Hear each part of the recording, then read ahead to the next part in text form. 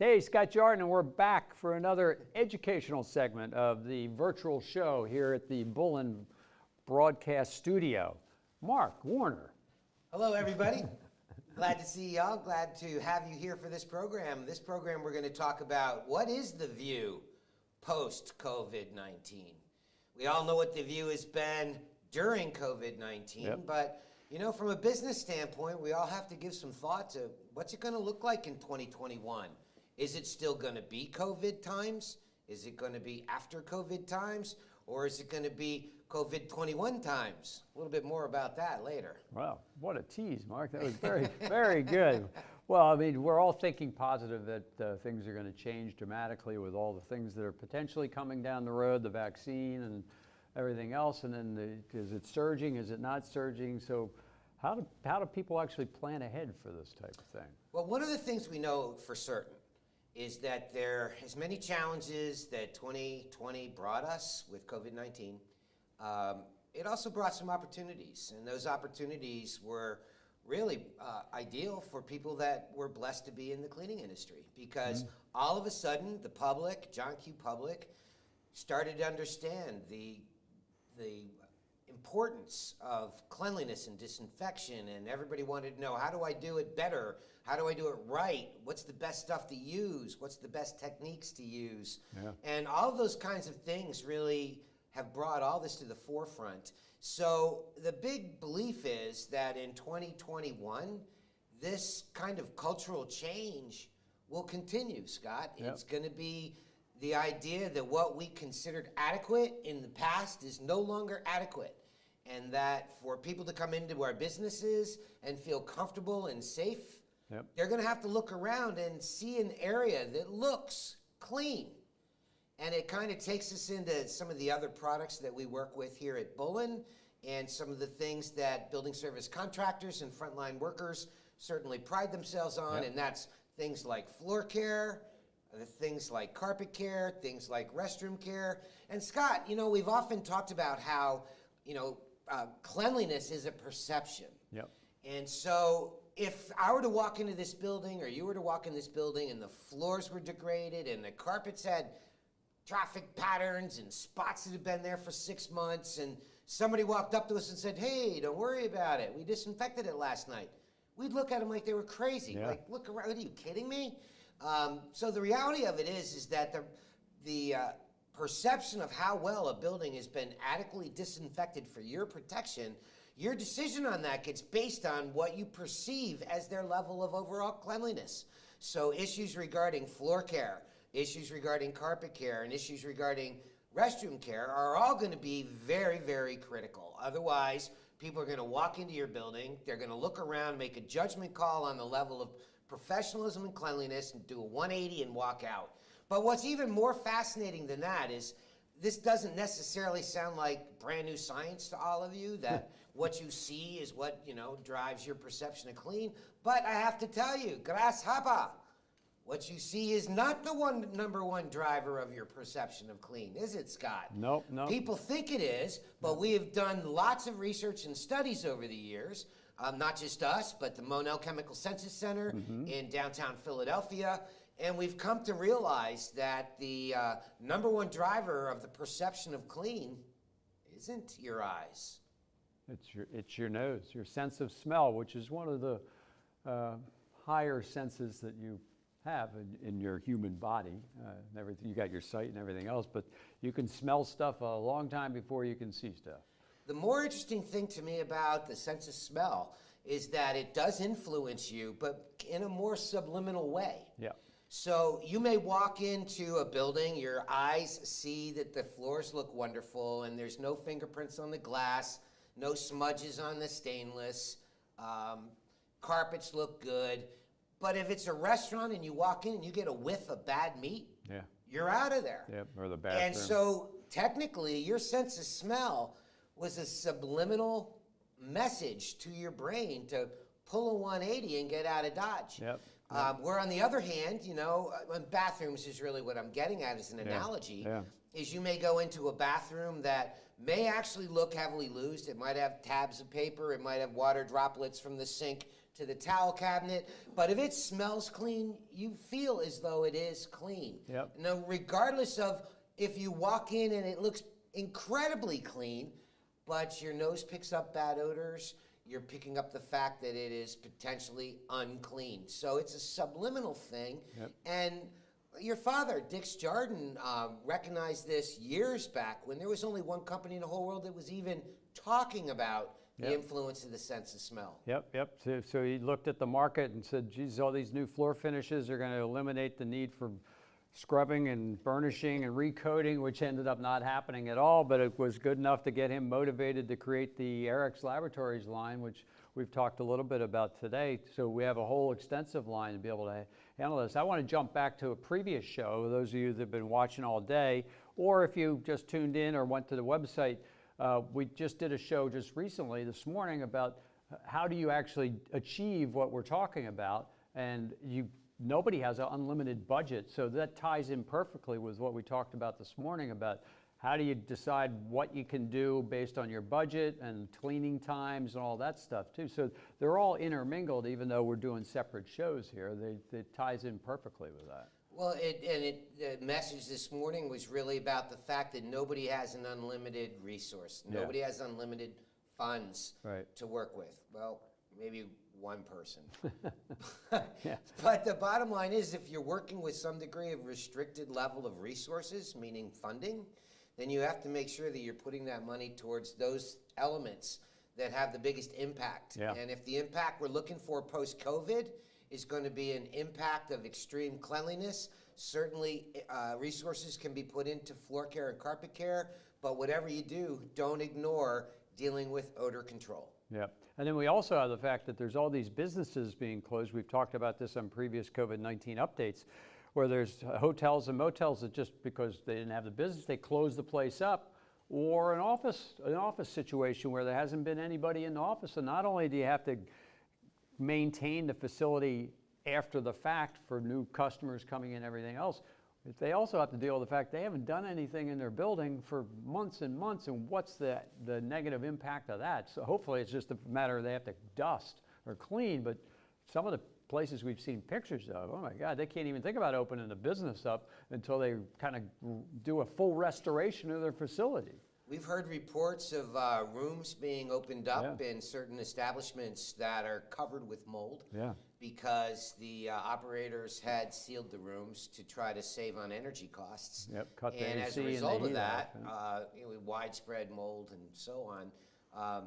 But again, kind of looking at what the opportunity might be in a post-COVID era, it's probably everything that we've been doing, except now we have a listening audience. Now we have people that have very serious interest in it. And, we teased you a little bit at the beginning of the program about COVID 2021. What's that? Well, that's part of what is happening in the world, is that maybe we've got some cures coming along. We're going to talk about that in more detail in another session, our COVID-19 update. But it could mean that there is going to be a resurgence of these kind of horrific challenges for several years. And if that's the case, then the lessons we're learning now, we need to remember them, and we need to carry on from that point. Unfortunately, human beings tend to have a very short memory when it comes to traumatic events. And we should have learned things over the years. We've talked about this. We should have learned things when none of us were around in 1918 for the world's last pandemic, but many of us remember the SARS outbreak in Hong Kong and Toronto. Many of us remember the Hong Kong flu and the swine flu and the bird flu, and who could forget the West African Ebola outbreak? So it's not like these type of events are going to ever stop happening. No. And it's always been the belief of a lot of people in healthcare that they're going to get more and more tactful about how they spread and how lethal they become. And haven't we seen that with COVID-19? I just got done reading a book about the big outbreak, and it's not funny, but it's very interesting that some of the stuff that they would not do back then is the exact same stuff that we're not doing now. It's like face masks were very frowned upon back then, and keeping people from moving around, traveling. A lot of the spread was caused by the military transferring people from one base to another before they knew what was going on. So they'd start out with a problem in Pennsylvania. They send all these troops out to all these different locations, and each one of them created super spreader events that then, yeah, I mean, you know the history better than I do. It was very depressing to see we're doing the same thing. Well, what they didn't know then that we do know now, and we should be learning from this lesson, is something called the R naught, which is the spread rate of bacteria and how long it takes, or a virus, and how long it takes for that, what's called, for it to present. For symptoms to be presented. So obviously they weren't shipping out people that looked sick. No. But what they didn't understand is that they could be infected, and it could be several days before they were presenting any symptoms. And we know that now.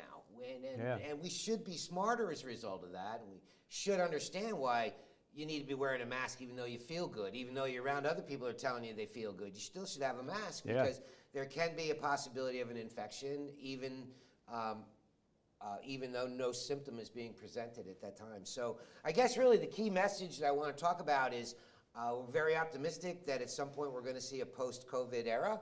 And that's going to lead us into things that we're all anxious to show our skills at, and that's floor care and carpet care and restroom care and above the floor surface care and traditional disinfection.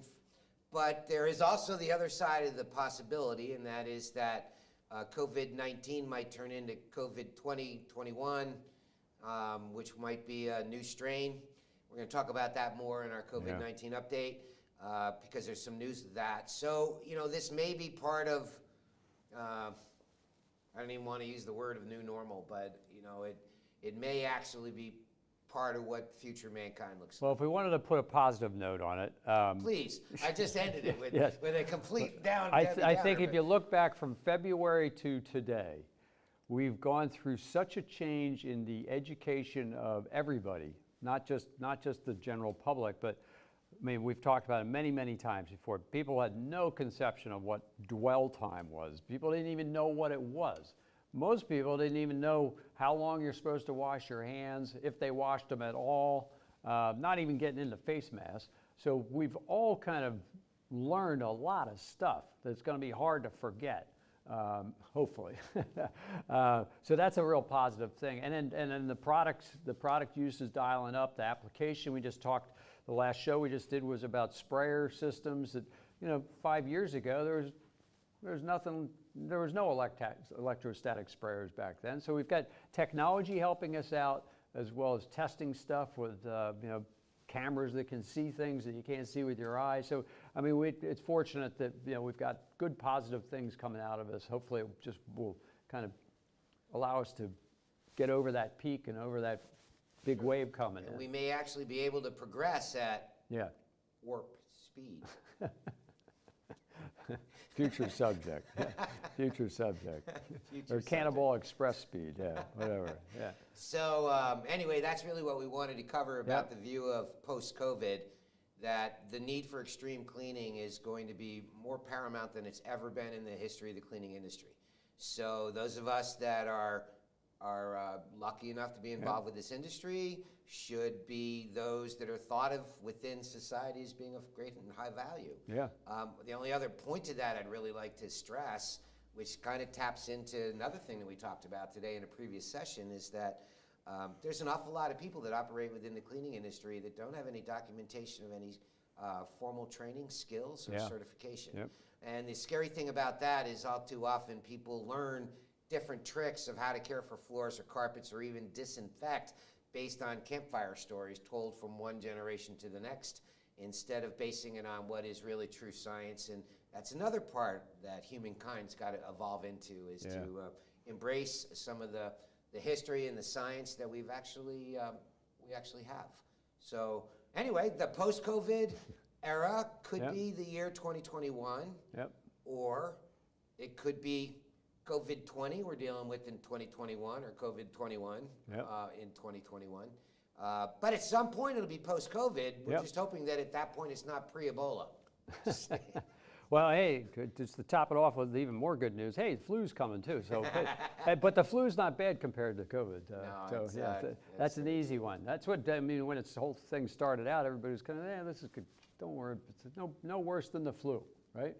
Well, I heard someone say that once. So anyway, we appreciate you tapping into the show today, and covered some topics that we thought might be intriguing to you. Actually, discussing some things to actually think about. Those of you that are in the supply chain, you actually have some opportunities if you take the time to really address these issues and learn as much as you can about it and figure out what is the most efficient and effective way to accomplish it. That's fantastic. I think there's a bigger mission that those of us in the cleaning industry have. And that bigger mission is that we are technically the front line of defense for our entire community, for our entire country, for the entire world. Yep. For often I hear people like doctors and nurses claiming that they're the front line of defense, yet they're only responding once an infection enters a community. Yeah, good point. And that the only thing that's out there to help defend communities from infectious diseases are us in the cleaning industry, spreading the knowledge that we have with others. So hoping that this is a little inspiring to you. We think that you are actually part of that group of frontline defense that could actually help your family, your neighbors, and the entire community. Yep. Well, with that said, thank you very much for tuning in, and we appreciate all the great comments we've gotten about the shows we've done today. There's more coming tomorrow, and then those of you watching this after the fact, there's replays available for all of them, and then we're going to be doing future shows from the Bullen broadcast studio. Now we're getting kind of fine-tuning it here. I kind of like sitting down versus standing at the show on concrete, though. Not that I had anything against the show, the show, but hope you enjoyed the information. And stay tuned. We have one more today. Thanks, everybody. See ya.